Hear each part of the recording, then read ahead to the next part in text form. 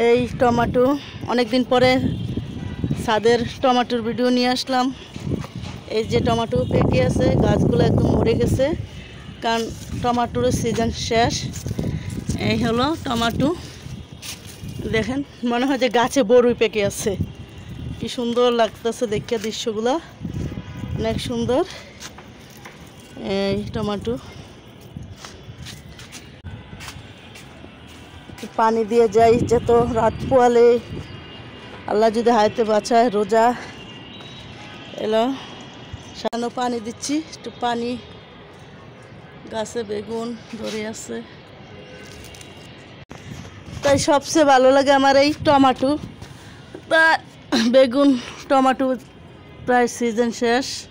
তো যেই গাছটা আমি লাগিয়েছিলাম মনটাও খুব খারাপ ছিল, তো এখন মনটা খুব ভালো লাগতেছে এটা দেখে যে এই যে বোম্বাই মরিচের গাছে আমার বোম্বাই মরিচ হচ্ছে, আল্লাহ দিচ্ছে। আসলে কষ্ট করলে আল্লাহ একবার না একবার দেয়, দেখতে পাচ্ছেন। এই হলো বোম্বাই মরিচের গাছ,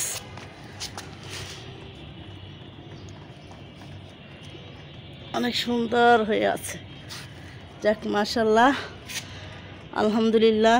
বোম্বাই মরিচ একটু দেখা যাচ্ছে। তো এই হলো গাছে পানি দিচ্ছি।